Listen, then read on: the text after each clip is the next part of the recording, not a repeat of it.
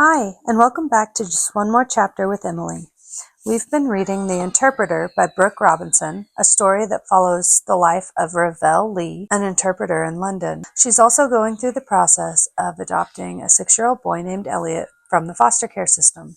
There's a mystery character that drops in from time to time that has less than wholesome plans for Ravel, and it seems Elliot, but we're not quite sure who she is. We know she's female, but we don't know who she is or what she wants. So if you are up with us, we are about to start chapter 27. If you're ready to get started, grab your coffee, settle in, and here we go with chapter 27 of The Interpreter. I burst through the courtroom doors and land back on the high street with relief. The defendant not turning up today saved me, but Elliot is not with me. I unlock my phone and open the last message received, the photograph of a building. It isn't my imagination. I recognize the gate and the color of the stone. This image is unquestionably taken from out front of his new school. A pleasant voice answers on the second ring. Hello, I'm Ravel Lee, Elliot's mother, in year 1, Leopards and Panthers class. I need to know that he's okay right now. Can you check, please? Thank you. My words are running together and I reach the end of the sentence without a breath. Good morning. Sorry, Elliot, did you say? Is he poorly today? The woman asks. No, he's not ill, but I need you to check on him. See if he's safe in his classroom right now, please. Are you expecting him to be somewhere else? Was he brought to school this morning? I dropped him there, yes. No, he should be in his classroom, but I want you to look, please. Year 1, Leopards and Panthers class. I'm teetering on the edge of hysterical, but this woman won't help me if I explode at her. There's a pause. I can hear a printer whir in the background and paper being scrunched. You want to know if he's here? Please, can you go there now and ask the teacher to identify him? I'll wait on the line for as long as it takes. There's a tear in my voice, a rip right through the center. Year 1, was it? Leopards and Panthers! I am shouting now. I can't help it. A taxi driver stopped at a traffic light, peers at me through his open window, and a woman passing on the footpath gives me a sidelong glance. A few minutes later, the woman comes back on the line. Hello, are you there? Yes, I'm here. Elliot Lee is in class. Oh, thank you. He's fine. He's helping making a model solar system at the moment. He's painting Venus. Thank you very much for checking. I hang up and can practically hear the receptionist recounting this anecdote to her office colleague about their newest pupil's crazy mother. I don't care. He's okay, and that's all that matters. Whoever is blackmailing me, surely they're not really interested in Elliot. They know that I've misinterpreted on a case, and they're using him as leverage to threaten me, that's all. They would be aware by now that today's hearing didn't proceed. Through no fault of mine, I couldn't do what they demanded. Unease creeps up behind me. So what happens now? I head home, and when I exit the stairwell, I see paper protruding from under my door. It's a reply to one of the notes I wrote to the neighbors. I stand there and read it to the end, and as I do, I hear the door to my right opening. A woman emerges. I'm Gurmeet, she smiles. I place her at 60-something. Can you read my handwriting? I'm glad to catch you. Welcome to the building. I'm Ravel. Thank you. Have you lived here long? Almost 30 years. You must like it then? It's changed a lot, but yes, it's home for me and Monday. That's my Pomeranian. I was wondering if the estate agent allows pets. I want to get something for my son Elliot. He's 6. Well, he's welcome to come and play with Monday anytime. He'd like that, I say. Gurmeet seems nice. I feel better about having her next door. Oh, don't let me keep you. You're probably busy. We say goodbye and I go inside, locking the door behind me. It's just past noon. I should log into the Exia app and see what work I can pick up for this afternoon. I need the money. But how can I continue interpreting with this blackmail threat hanging over me? I can hardly take a booking and pretend this isn't happening, not when it isn't clear what they want. It could even be someone at the agency who's doing this, but why? I spend the next 2 hours thinking through my past assignments where I misinterpreted, draw up a list of who could be behind this. It's the same as before, the lad's sexual assault trial and Adam Birch's alibi interview. The Hindi-speaking witness in the former may have realized I changed his words during cross-examination, but blackmailing me in this way doesn't make any sense. Why not demand money? He's an Uber-driving student. Why would he want me to now change words in someone else's trial? Maybe it is a police officer, a detective, not someone corrupt necessarily. They might believe they're doing the right thing, that changing a key word could make a difference and ensure a guilty person goes to jail, someone just like me. Let's see how they feel when they put the wrong person away. At 2 o'clock, I began to walk to Elliot's school. I arrived far too early to collect him, so I sit in the bus shelter across the road. Whenever someone approaches the school, the muscles in my legs fire up, ready to run in there to Elliot. He dawdles after the bell rings. I grab his hand and we walk home. Alfie says strikers are the best position, Elliot says. Alfie says because they have to do everything and they have to score the goals. I just want to listen to him chatter away after school for one day, one single afternoon, without having to worry about his safety or whether or not I'm going to keep him. Alfie's your new friend? In class? Yeah, he's on the football team. Can I join? Of course, that sounds great. We'll look it up later when we get home. As we turn into our street, my phone starts ringing. It's a blocked number. Oh no, I won't answer it. It stops and rings again. It could be Exia or a court official who knows what I've done. There's no use avoiding it. Hello? You've been trying to contact me. The voice is loud and urgent. I'm the medic who attended a homeless man in Knightsbridge on September 16th. At least I tried to. Oh, yes. Adam. I've scarcely thought about him all day. His name is Adam Birch. So wrapped up in my own problems, I haven't had time to think about the innocent man I've probably imprisoned for life. Please let this be good news. I give Elliot's hands a gentle squeeze. Sorry about the noise. I'm outside the pub. I've been working night shift. The only free time I've had to call you back has been 3 a.m. Assume you didn't want that, hence the delay. It's fine. Thanks for calling. I explain a version of events to the paramedic. I say we are looking for evidence to support the fact that Adam was so ill on the day of September 16th that he would not have been physically capable of breaking and entering, much less following it up with a murder. I'm aware he didn't have a chance to properly examine Adam, so I'm not sure how much he can say, but anything would help. Arrested, he says, for murder? The same day. Right, wow, okay. He sounds shocked. Could he have really not come across it on the news? Not recognized Adam's face as someone he's seen before? Maybe he avoids those kinds of stories in the media. He might get enough blood and guts at work. Look, what I can tell you is that at 11:53 a.m. I arrived, attending to a homeless gentleman, he says. On that shift, my partner was driver and I was talking to patients and doing attending. Your friend, you say his name is Adam Birch? My notes say he refused attention, refused to show ID, or come to A&E. His voice is slipping into formal mode. Then, almost whispering, You're saying that man then killed someone? No, he didn't. It's what the police believe, but I'm certain he didn't do it. What time did you leave him? Notes say 12:12 p.m. Would he have had the strength to overpower someone and push them down the stairs 6 or 7 hours later? Blimey, he says, whispering again. He's been wrongly accused. Did he kill his friend, the Polish chap who was with him? He asks, titillated, as though this is harmless gossip. No, listen. My exasperation is clear to Elliot, who drops my hand and slows his walking pace. He didn't kill anyone. I am whispering now, realizing that I've been freely talking about murder and my son is standing right there. A woman was killed nearby in Knightsbridge. Adam Birch is taking the blame. In Knightsbridge? Huh. The paramedic's voice climbs on the final word as though he's thinking of something curious. You know which murder I'm talking about. You must have seen it in the media. Yeah, his voice is non-committal over the din of after-work drinkers, but I can hear something there, as though he's holding back. I know legally. I realize that officially you probably aren't allowed to. He interrupts me. Holy. Wow. What? Tell me, I hiss, putting my hand on Elliot's shoulder so that he knows my frustration isn't directed at him. I saw it. There's a pause. I was there, the paramedic says.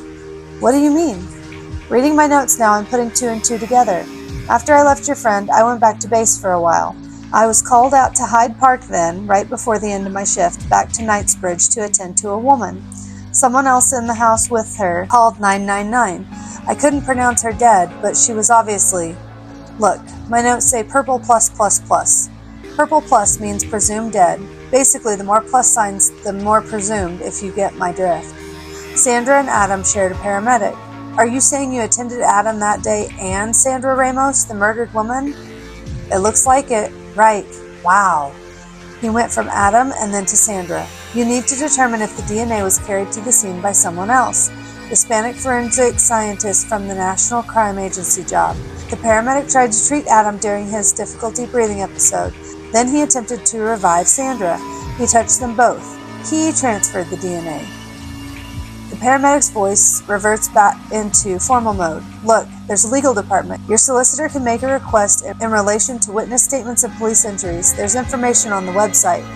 With an explanation for the DNA, Adam doesn't need an alternative alibi. Police don't have his DNA on the bag, and now without the DNA on Sandra's body, police have little else. Patient liaison said you wanted to send me a gift, a bottle of wine. I need to get this information to Adam's solicitor. I take down the paramedic's full name and contact number and promise to call him back. About the wine, he asks.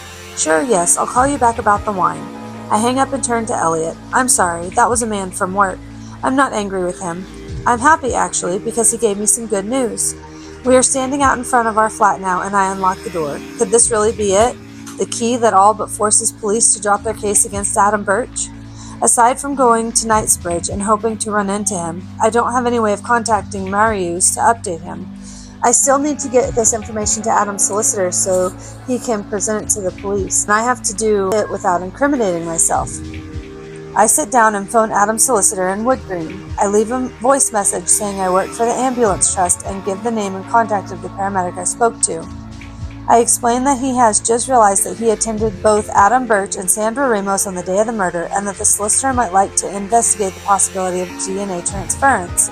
Then I called back the ambulance trust and say I work for the solicitor who needs to speak to the paramedic about the possibility he inadvertently transferred DNA from one patient to another. One will call the other back, and surely between them they'll work it out, and no one needs to know I was involved. This is the breakthrough I've been looking for. I stretch out along the sofa and let my head hang over the side. I can't relax too much, I remind myself. Adam isn't out of jail yet.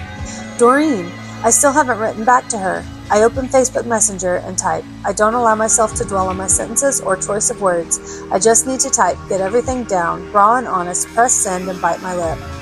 Our 2 weeks in Greece didn't change things. 5 minutes back in the UK, and it was obvious the media stories had kept up in our absence. The hounding of Doreen set to continue. The tabloids had decided to wage a full-scale war against social services, calling for a complete departmental overhaul and national reform. Doreen was its scapegoat. As she lived alone, we made a plan that I'd text her twice a day, once in the morning and once in the evening, as a kind of welfare check. Overnight, she was famous, abruptly thrust into the public spotlight. No riches or perks, just misplaced hatred from strangers. How much could a person take? The evening we got back to London, I messaged Doreen as planned, and she replied, I can't face unpacking. Feel rough as guts from all that Toblerone. I sent her another text in the morning, and she wrote back again, but in the evening, nothing. When I dialed her number, the call rang out.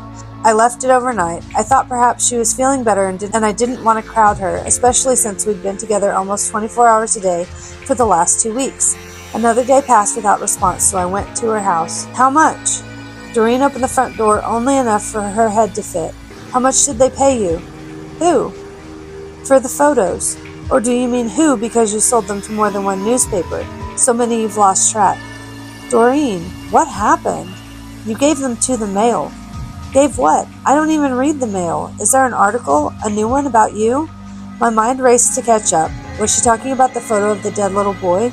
Did she think I took photos the day I interpreted for his supervised contact session? Now the whole of England gets to enjoy your happy snaps of me at the beach in Athens, the Arkadyko Bridge, the Acropolis. The headline in The Sun is my favorite. Callous social worker parties after toddler dies, Doreen said. No. You're talking about Greece, I said. She knew I was taking those pictures. She posed for them. Most of them were her idea, but it was me who put them on Facebook. Oh no. I rubbed my temples with both hands. I initially put 2 up. That's it. But they were only visible to my friends, the people I knew from university, and former classmates from my dozens of schools from around the world. None of them were truly my friends at all. I wanted to show Doreen off, prove to them and to myself that there was someone who chose to spend time in my company, not a fellow student at university who needed to accumulate friends and grabbed me as the nearest available. Doreen was the first person whose life I seemed to improve simply by being in it. I visited dozens of countries in my childhood, but never on vacation. It was always about my mother's work. Doreen was almost my mother's age, and when someone from university asked if that was her in the photo, I said yes and posted more. I didn't sell them. I didn't give them to anyone. I had no intention of sharing them beyond a couple of friends, I said. I don't know how the newspaper got them. I thought we were friends, Doreen said. Then she mimicked herself, a nasty, sarcastic laugh. God, I thought we were friends. Listen to me. Pathetic. I sound like a teenager. I sound like my daughter. I did not send those photos on to the media, Doreen. Listen, that makes no sense. Why would I do that? I don't even remember which ones I put on Facebook. Which photos exactly do they have? I took my phone from my pocket and searched for the article. I was concerned for Doreen, of course I was, and I was equally worried about my own image being in the press. I could not afford to be connected to that little boy. As the interpreter, my name was there somewhere in the authorities' files, certifying the report, but this was front and center, publicly linking me to his case, to Doreen. I don't know why you did this, she said, but I suppose I haven't known you that long. I don't know what you're capable of. Can we sit down, please? Later I would check, and the photos were definitely only visible to people I knew. I never found out who took them to the media. Let me in and I can explain. Then she slammed the door in my face. This was 8 years ago. If she had let me inside her house that day, would I have confessed, told her everything? I doubt it, because it was obvious by then that I was going to get away with it. And that's what we humans do, don't we? Avoid pain, shirk punishment. Psychologists call it the cheater's high. Getting away with things makes us feel good. It's evolutionary. Guilt might come into it later, but the thrill of doing something wrong and going undetected, of evading justice, is addictive to us. The guilt did come. It flattened me, and I don't expect Doreen to forgive me. It's difficult to accept that if none of this had happened, I probably wouldn't have adopted, and right now Elliot wouldn't be in Croydon or Wimbledon or Liverpool with a different surname. And me? I don't know where I'd be, but it would likely be alone. Now, kneeling on a chair at the dining table, Elliot is unpacking his school bag. I can't face homework today. Elliot, there's a little dog next door who would like to meet you. His school things are abandoned, and Elliot is at Gurmeet's door. He is nuzzling Monday when my phone vibrates with a text message. Tomorrow, Old Bailey, Court 4, 10 a.m. Replace the interpreter, Steffi Newman. Change the word plates for doors. Language is German. My phone hits the floor. I step out of Gurmeet's flat to the corridor. I don't want to scare her or Elliot with the look on my face. German. I can't do it. I can't do what they're demanding in any language, but especially not German. I lean against the wall and slide to the carpet. I pick up my phone and see that underneath the text is another image, a photograph of this building. Chapter 28. Who are you? I type and press send. Once again, the message goes nowhere. I hurl the phone across the corridor. It bounces from wall to carpet, but thankfully doesn't break. I read the text again. Are they demanding I change these words tomorrow because today's trial was canceled? Or is it their intention to keep blackmailing me indefinitely? That's what blackmail is. They have one thing over you and then another. Once you're in their grip, there's no escape. I squat on the floor. From down here, the ceiling feels very high. The space inside this building cavernous.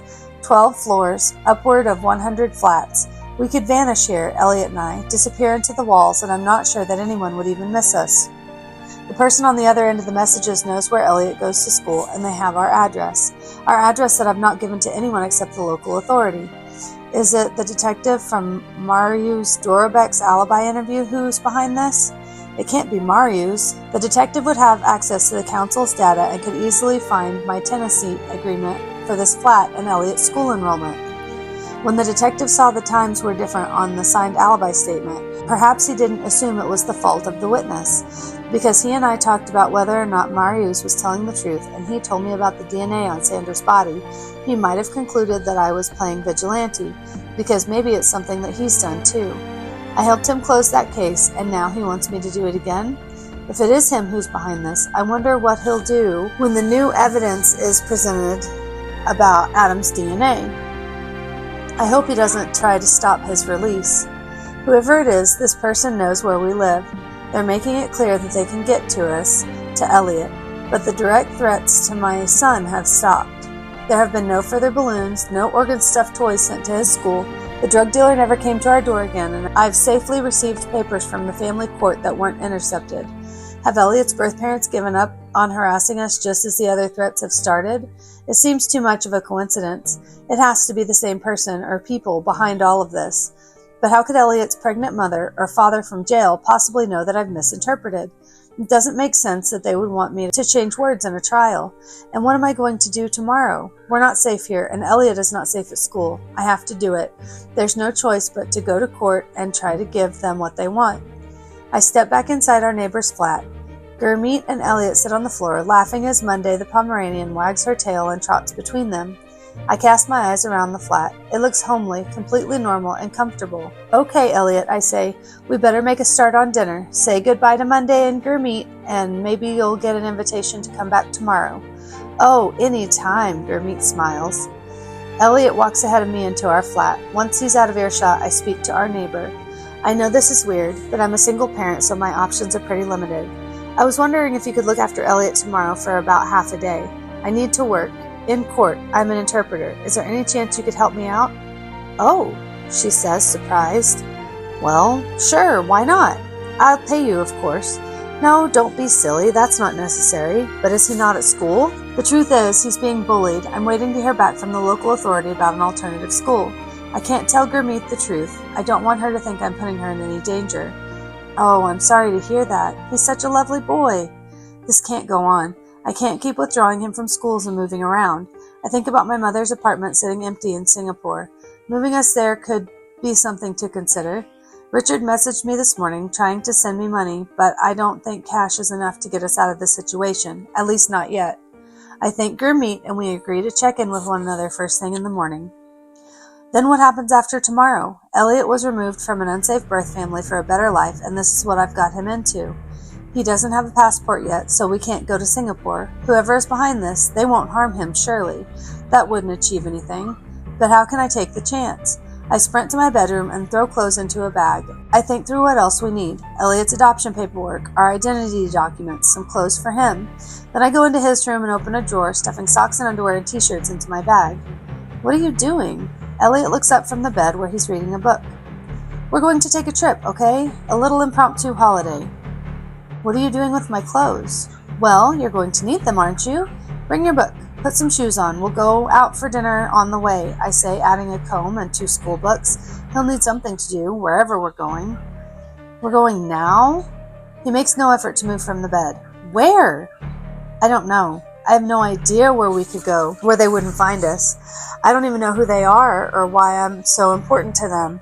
Elliot looks at me over his book, confused, maybe even a little afraid. He's unsettled, and I can see fear in the shape of his mouth. Because my behavior is erratic, and I'm making his life chaos, and that is what he's supposed to have left behind. We're not going anywhere. I placed the bag on the floor. I was just joking. Not a joke. Practicing in case we need to run. A fire drill. Have you done one of those in school? Yeah, at Greenwich. But you're doing it wrong. The teacher said in a fire we're not allowed to take our bags, and we have to leave everything in the classroom, even our favorite stuff. That's right. That's absolutely true. See, that's why I needed to train for it. I should do the next fire drill.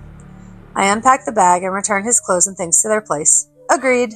In my room, I read through the text once more. Language is German. How does this person even know I speak German? I was only listed on the public service register with that language for a few months until I had it expunged. Replace the interpreter, Steffi Newman. Who are you, Steffi Newman? I check to see that Elliot is still happily reading in his bedroom and then start to search online. Some interpreters are enterprising freelancers and have their own websites. They pursue corporate clients, aren't signed up to any agency, preferring to set their own rates and hours without a middleman. Steffi is one such interpreter. Thank goodness. But what am I looking for? I sift through the pages, read about her translation work and fees. There's no link to Exia or mention of another interpret agency on our website, and the Contact Me page lists a personal email address and mobile phone number. Okay, I can work with that. Steffi Newman's assignment at the Old Bailey tomorrow is likely to be a booking made with her directly. That makes things easier, but still it won't be simple for me to try to replace her. She appears to be in her 50s and looks absolutely nothing like me. She has shampoo-ad caramel blonde curls, a sturdy nose, and arched, razor-sharp eyebrows. Her record is searchable in the directory of public service interpreters, and I take down her registration number. The interpreter has a Home Office counter-terrorist check, a Ministry of Defense security check, and a police check high enough to grant her unsupervised, unrestricted access to police premises and systems. It's obvious why she doesn't bother with Exia. She has decades of experience and has probably offered more assignments than she can humanly accept. The thought of crossing someone so highly accomplished gives me added cause to worry about what it is I'm supposed to do. I can't just ask her to hand over this assignment. It didn't work with Paul Bupert, and it definitely won't work on a bigger trial at the Old Bailey. Replace her. I'll need to be her. Oh no, I'm going to have to impersonate this woman. I take a screenshot of Steffi's ID from the online register and open it in Photoshop. I bought the software during my brief career translating marketing collateral for advertising companies. It makes it easier when working on booklets and signage if I can edit the text directly into the design file.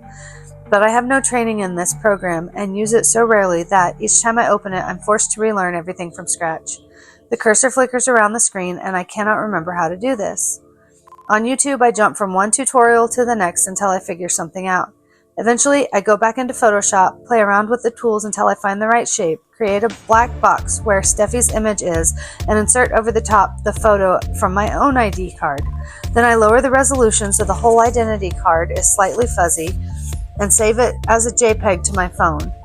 This is completely crazy. Anyone who looks at that is going to know it's a home job. Next, I fish my physical interpreter's ID card from my purse. I need to somehow fade my own photo, make it blurry enough so that I'm not recognizable. During my first year at university, most of us living in the halls of residence, away from home for the very first time, were useless at cleaning and washing our clothes.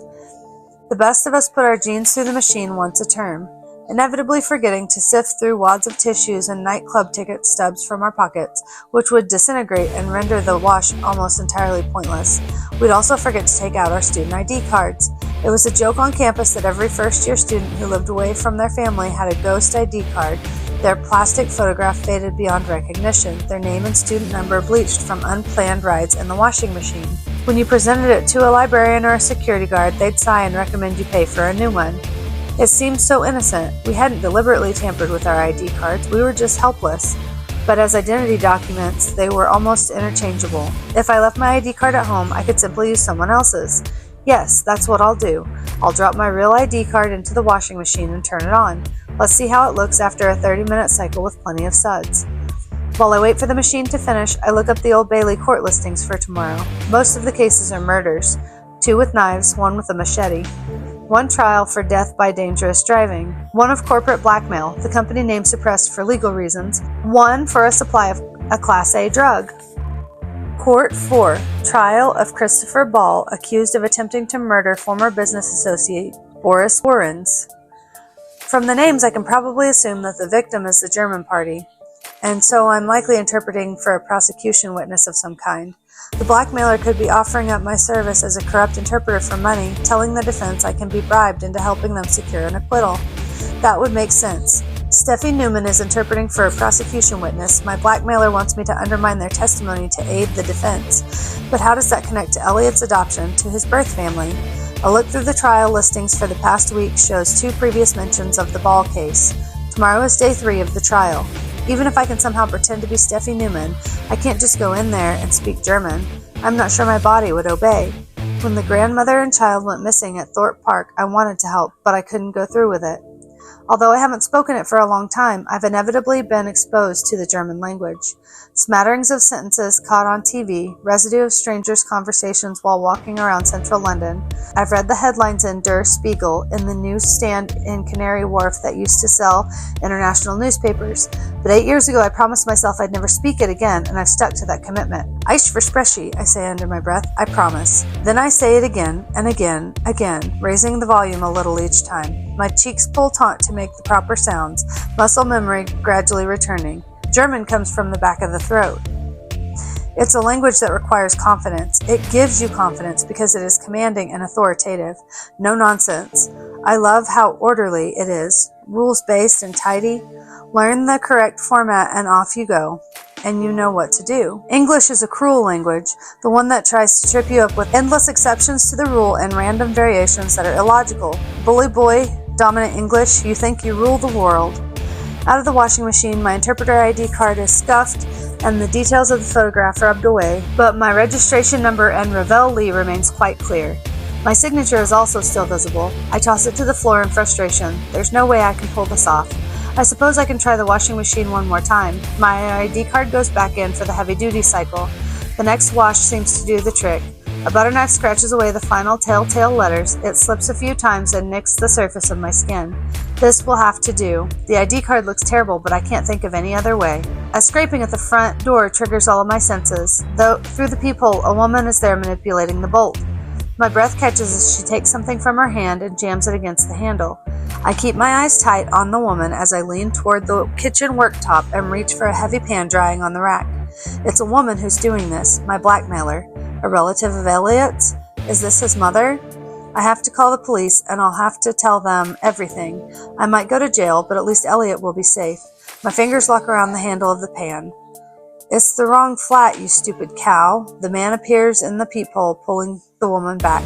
Aw, shit, she says. Slowly she turns and lets him maneuver her away.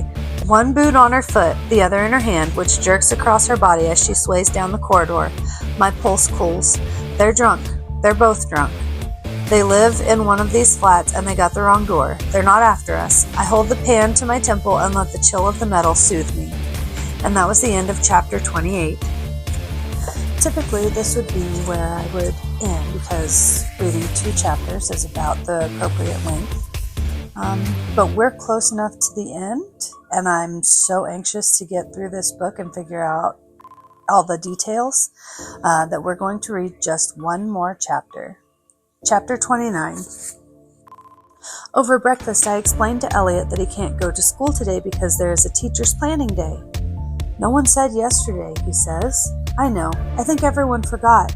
I turn away from him and put my head into the fridge while I speak. Here I am, lying to him again. How long until he realizes that something is obviously wrong?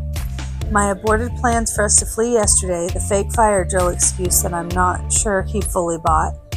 The skin on both eyelids start to quiver. I haven't slept properly for weeks, and I am an appalling mother. Maybe Elliot would be better off if he was taken back into care. And I need to go to work for a couple of hours. I'm really sorry, Batman. I'll be away for maybe half the day. But Gurmeet says she'd like to have you next door to help her look after Monday. Would you like that? I can walk her. I have images of Elliot leaving the building, then being bundled into a dark car with the barking dog left on the footpath. As long as Gurmeet goes with you, yes, but not too far. I pass him a second slice of toast and on my phone check for news about Adam Birch. Nothing. It's too soon for the police to have released him and issued a statement. Will the DNA explanation be adequate to get him out? Please let it be enough. The idea of food makes me retch, but I force myself to chew a dry piece of toast. I'm going to need energy and the ability to think if I have a chance of pulling off this crazy stunt today. I gnaw slowly at the crust and the toast crumbs cut into the back of my throat. I clean up and take Elliot to Gurmeet, then I book a cab for 9:15. Timing will be tight this morning, but frazzled, always running late Mom is exactly the look I was going for. When the clock hits 9:01, I block my number in the phone setting and ring the mobile on Steffi Newman's website. Here goes. My heart rattles in my chest. It rings. Rings. Voicemail. This is a message for Steffi Newman, I say, willing my voice to come across as professional and this message routine. I'm the court listing officer calling from the Old Bailey. I sound like a petrified child. You were booked for the trial this morning in court number 4. Your services are no longer required.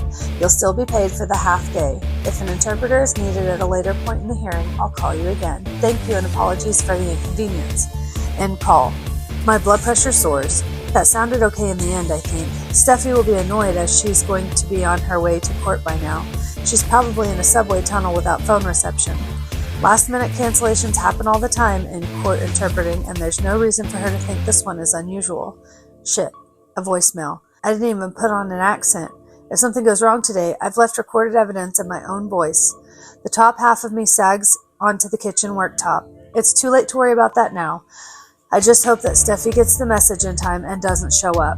What if she doesn't check her messages? I should send her a text and an email. She might be more likely to see those come through as notifications.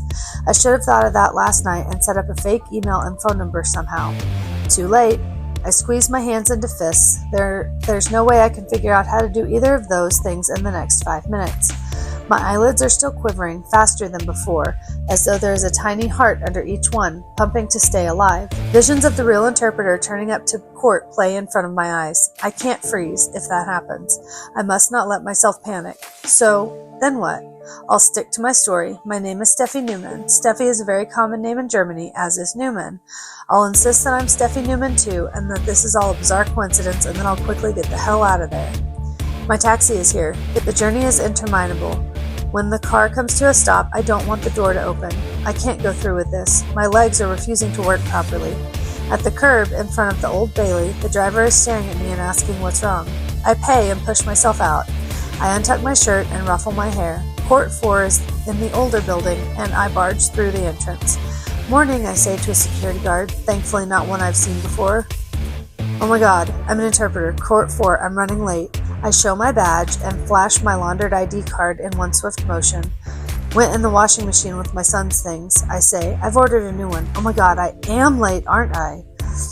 I am a tornado. The security guard doesn't want to stop. I keep moving and head straight to the court listing officer, display my real ID card on the desk. My hands tucked behind me because they are visibly shaking. I know it's hard to read. I forgot it was in my coat and it went through the wash. I'm still waiting for my replacement. I give an eye roll for good measure. Here's my digital version. I present Steffi Newman's doctored ID on my phone, Steffi's registration details with my photograph. If the listing officer decides to cross-check it against the online registry, I'm finished. He turns to his computer screen. No, don't check my details, please, not today. I'm so sorry I'm late. This morning my son was ill, and I suppose I should hurry and find my client. They'll be looking for me, won't they? I'm sorry to rush you. His eyes run from the computer to me, then back to the screen. You're in court 4. Then he passes me a claim form. Inside my trouser pockets, my fingers unwind. Yes, thank you. I don't know Steffi Newman's bank details, obviously, so I write down bogus account numbers. The payment will bounce, and eventually someone from finance will phone her to check the information. The real interpreter will still get paid. Hi there, we've met before, haven't we? A friendly voice steals my attention. Yes, I say, meeting their eyes. I've forgotten his name, but I recognize his face. He's a Terp I met on a course 4 or 5 years ago. I'd be happy to chat with him, but today he could destroy me. Don't say my name, I think to myself. Please don't remember my name and say it in front of the court officer. I throw my claim form back to the man and leap away from the desk. When I'm certain we're out of earshot, Hi, I say quietly, long time no see. How have you been? Good, he hasn't used my name. Maybe he can't recall it either. Look, it's good to run into you, but I'm late. Which court are you in? I ignore his question and ask my own. Where are you? I need to know which courtroom he's in without giving any of my own information away. It's possible for there to be 2 or even multiple interpreters on the one hearing. If we're working on the same assignment, that makes things even more difficult. He may not recall my name exactly, but he might be dubious that it's something as German as Steffi Newman. Blackmail court and trial too, he says, and I breathe out. Okay, I can keep this going. Now it's time to move. Sorry, I've got to go, I said. It's good to see you. I follow the corridor to the witness room. Steffi, is it? There's a pause before I remember that's my name today. I turn around. Yes, I'm Steffi, I tell the barrister. She offers me a brisk, this is all you're getting smile. I'm just glad she obviously hasn't worked with the real Steffi Newman before. Sorry I'm late. Are you up to speed? She's referring to the court papers. No. Her mouth becomes an instant frown. She shoves paperwork towards me, and I read it hungrily. The defendant in this trial is a British man called Christopher Ball, who works for a German car company in their London office. He is charged with attempting to murder a German business associate. The prosecution witness I'm interpreting for is a Munich-based colleague. Now use of the words plates and doors makes some sense. Does my blackmailer want the accused acquitted? Presumably that's why I'm supposed to change the word plates for doors, although it isn't clear from this quick scan of the witness statement where those terms will be spoken. The blackmailer must know. They're privy to these details because they work for the courts. Is that it? Or they know someone involved in the trial. But what's the connection between this case and the plea hearing at Wood Green and to my adoption of Elliot? The barrister leaves me alone with the witness, and I need to estimate how much English he understands. It's incredibly risky misinterpreting a witness statement in open court. It's difficult to see how I'm going to manage this without being discovered. If I change the words and someone picks up the error, no one will jump to the conclusion that it was deliberate. They'll put it down to incompetence and dismiss me. But when an inevitable check is made into the qualifications of Steffi Newman and a complaint is submitted, it will come to light that someone stole her identity, and that someone has committed fraud and possibly conspiracy to pervert the course of justice. Crimes worth charging. There I'll be on the CCTV, and the real Steffi has my voicemail to prove it. I might try to find the bathroom, I say to the client in German. Sure, he says, straightening his tie for the 5th time. He's nervous too. Through those doors, I say in English, pointing to the exit. Pardon, he replies in German. I switch back. Oh, sorry, wrong language. All jokey bluster. I leave the room and pretend to find the bathroom. All right, so not a conclusive test. He could still very well know the English word for car door, or at least know the difference between it and license plate. This is complete madness. He's going to hear it. If I change those words, even that one word, someone is going to spot it. I recall classes during my master's degree when the teacher played audio clips of famous examples of interpreting errors. Some of those mistakes were astounding, simple, incredible errors in high-stakes rooms full of politicians, world leaders, and diplomats, and yet no one noticed. Court hearings are boring. Even juicy murder trials are tedious and slow. Boris Behrens could be bilingual, but between his emotional state and all the jargon, I doubt he'll even be listening with unwavering attention. Save for the legal teams, most people in the room are not listening intently to everything that is said. For the majority, the words drift in and out of focus, their concentration perking up when they detect a slam-dunk cross-examination question, a thrill in the air. If I switch around the word plates for doors, one word, one quick change, there's a chance I can slip it through. My client is a prosecution witness. He'll have rehearsed and possibly even memorized his answers for today. He's an actor trying to remember his lines. He won't be listening to me. He'll be focused on what he's saying, and while I'm speaking, he'll be busy anticipating the next question, my voice swimming out of view. It'll probably become obvious with any follow-up questions that some kind of mix-up happened, but maybe that's precisely what my blackmailers want, to cause a moment of confusion and discredit the witness in the eyes of the jury. Then, hopefully, my job is done. But are they really going to leave Elliot and me alone? We'll have to move again, and this time much further. I'll worry about that later. Christopher Ball is brought up from the cells. From the back of the court, he looks toward me. Does he know what I'm supposed to do today? Has he been prepped, or did he arrange this himself? Pay my blackmailer in order to help have him acquitted? If this is about money, if someone is taking bribes on my behalf, who would have paid for me to change the plea in Paul Bupert's hearing in Wood Green? That makes no sense. Christopher Ball can't be a relative of Elliot's, can he? A red-headed woman in the front row of the public gallery unbuttons her blue coat. Leather gloves in her lap, she glances at the man sitting next to me in the witness box and inhales him in one shallow breath. My body breaks into an uncomfortable sweat. Is Elliot all right with my neighbor? Will my blackmailer realize that I haven't sent him to school? My eyes track along each row of the public gallery. They could be watching Elliot, or they could be here. They could be any of those people.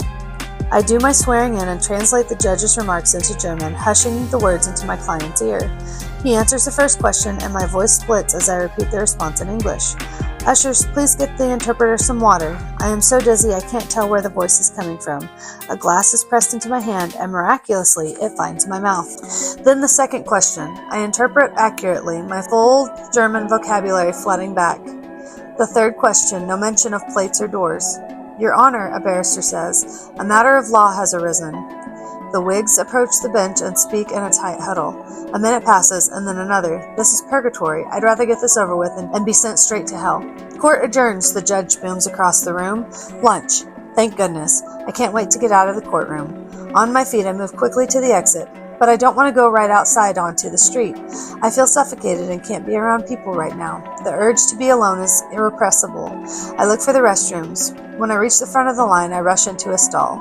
On the floor, my body coils. I don't care if anyone can see under the door. I'm not thinking about how disgusting it is to be lying on these tiles. I can't go to jail. I can't lose Elliot. But I can't do this either. No new phone messages from my blackmailer. Another flashes, unopened. It's from Gurmeet, a photo of Elliot playfully rolling on the floor with her dog. He's fine. He looks happy.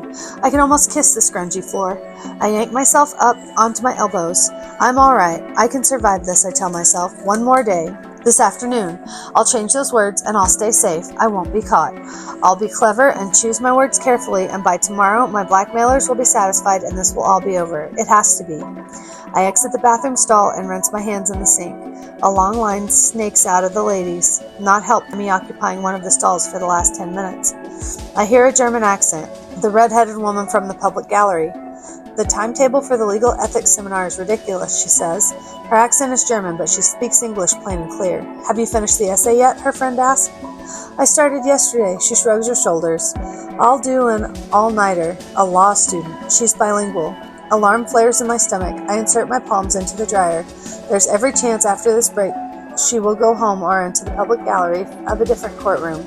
Law students frequently come to observe, but most come specifically to admire the performance of barristers.